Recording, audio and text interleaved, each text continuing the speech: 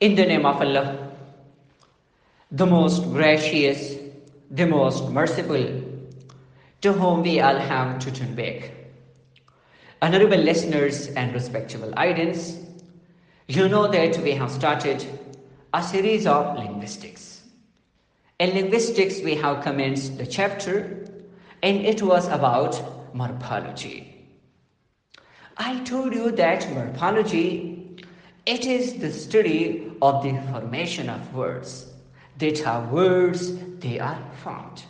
It is the internal study of words. It is the study of the shape of words. That how words they are shaped. Connected to this, I shared with you morpheme and two types of morpheme. That morpheme is a minimal unit of meaning or grammatical function. And the first type of morpheme is free morpheme, which stands on its own. And the next type of morpheme is bound morpheme, which can't stand on its own. Today the topic which I have brought for you, it is about the types of free morpheme. Listeners and audience, we have two types of free morpheme. The first one, that is known as lexical morpheme. And whenever we are talking about the next type of morpheme, that is called functional morpheme. So first of all, I'm going to talk about a lexical morpheme. That what is lexical morpheme? Listeners and audience, lexical morpheme includes verb, noun, adjective, and adverb. These are called lexical morphemes. Why? Because they are meaningful. You can derive meaning from them, and they provide meaning to us. On the other hand, they are also called lexical morpheme because they are connected to open clause of parts of speech. Whenever a new word is coined, so it can be included in the lexical morpheme. So we have these type of lexical morpheme. The first one, that is a noun. Next one, that is verb. The third one, that is adverb. In the last one, that is adjective. You may also provide one example for each of them. For example, aslam, that is proper noun, and verb go, that is intransitive verb. Then we have adverb like slowly.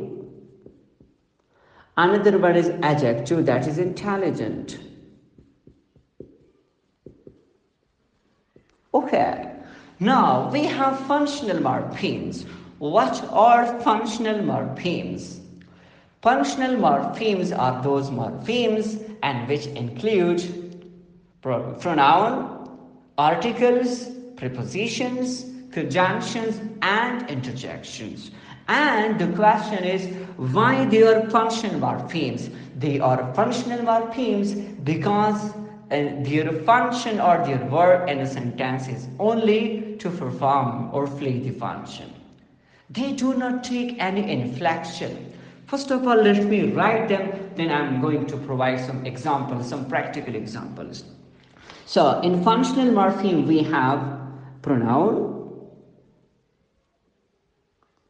we have articles, we have prepositions, okay, and we also have conjunction, and the last one, that is interjection, which is also known as exclamation.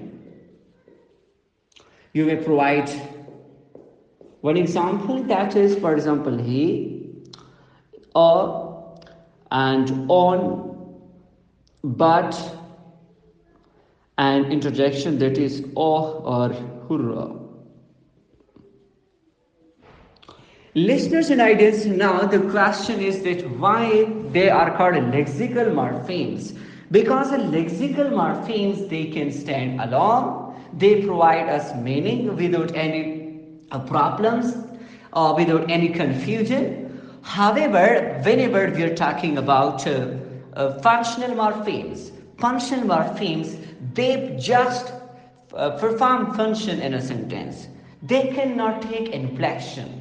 When I say inflection, it means that they cannot take any prepaxis or suffixes, or they cannot take any apex. That's why they are called functional morpheme. For example, if you say slow, so slow can take what? Suffixes, ly. Is it suffixes? If you're talking about o, it cannot take any other either suffixes or prefixes. So this is the main difference. And another interesting thing about functional morpheme is that if any new word is coined or invented in a language, it should be written only in lexical morpheme, not in functional morpheme. So no one can coin new functional morpheme. Hope that this topic is clear to you. Thank you.